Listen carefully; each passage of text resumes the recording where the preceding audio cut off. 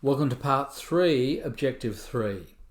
How do functional structures align with business level strategies so that we can use functional structure to assist in the implementation of business level strategies?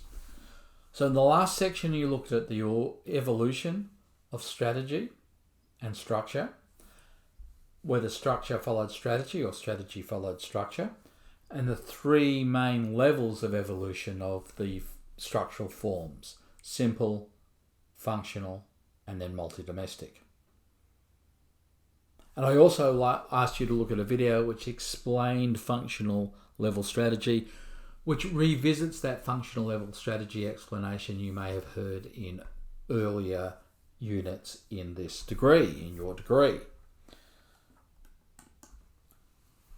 So functional strategies are used by firms to implement business level strategies, cost leadership, and differentiation.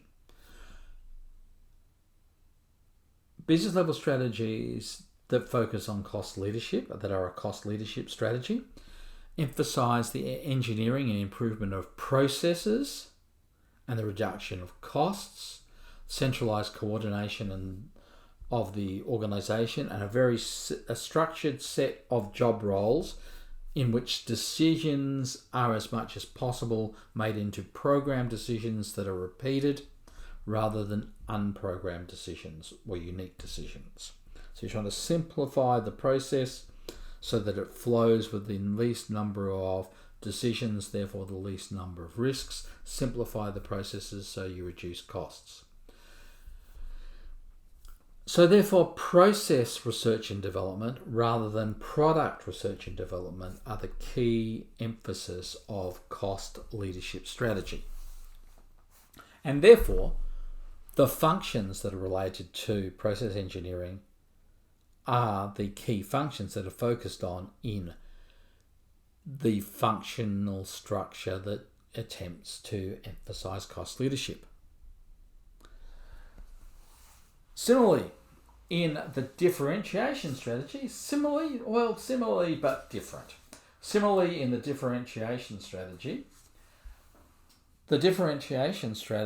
focuses on marketing and product R&D, because you're trying to make the product different, or at least appear to be different.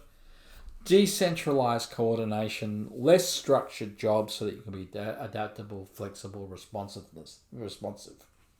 Often differentiation strategies are used in service-based knowledge organizations, though sometimes things like, say, an accounting firm that does a lot of auditing, well, the auditing is very much a cost leadership function, or sometimes even a loss leader type of role, while other areas of accounting consulting might be a differentiated strategy.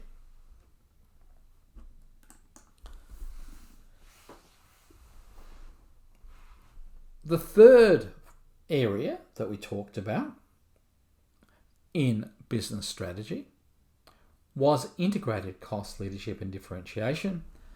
That's when you have both horizontal and vertical coordination. You use cross-functional streams and strong organizational cultures.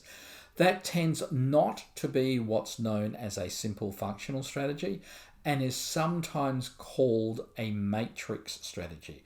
Now, matrix strategies can also be used in multi-divisional structures as well, but I've given an example of a matrix strategy as an extension video bridging into our discussion on multi-divisional structures.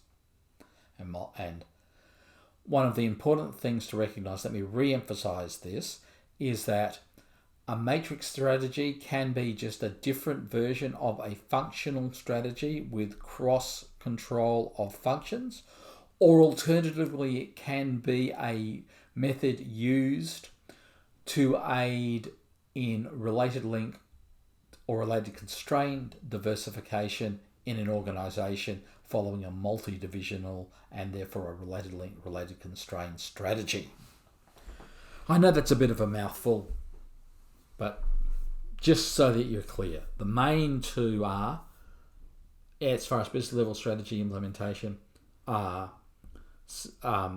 cost leadership and differentiation. If you're doing an integrated cost leadership and differentiation, the matrix structure can be used to support this.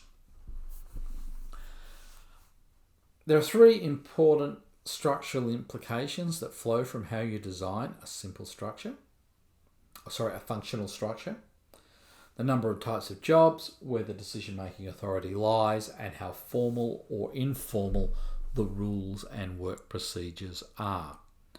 In cost leadership and cost-focused business level strategies, tends to have high centralization, high specialization, high formalization, and in differentiation strategy, the opposite tends to occur. Functional structure is used by firms with low levels of diversification, implementing single business or dominant business corporate level strategies. Differences in orientation among organisational functions can increase the need for coordination and integration between the different businesses, the different functions, which is again why we then see the growth of a matrix structure to deal with that. So here's a typical functional structure for a cost leadership strategy. We see that operations are the main functions, that the process engineering is emphasised here, relatively large centralised staff coordinate the functions at the top here. Formalised procedures allow the emergence of low-cost cultures, and overall structure is a mechanical job. As from organic, remember the model that you would have done in management on organic and mechanical organisation or mechanistic organisations. Job roles highly structured in that type of cost leadership strategy. And that's just a slide emphasising exactly what I just said. So, what does that mean? The aim of the culture is to create the structure is to create a low-cost culture with employees constantly trying to find ways to reduce costs incurred to complete their work. In a differentiation strategy, you have a different focus. R&D and marketing have more emphasis. They are the main focus of the management structure. Often you have a smaller chief executive and central office because you are devolving functions in a decentralized way, even though you're emphasizing R&D and marketing at the top, so that the different areas of the firm operate in an innovative and creative way that can lead to new product ideas emerging and changes being more readily accomplished. A lot of decentralization of authority and responsibility. Overall structure is organic rather than mechanistic, and job roles are less structured. Same slide, explained in more detail.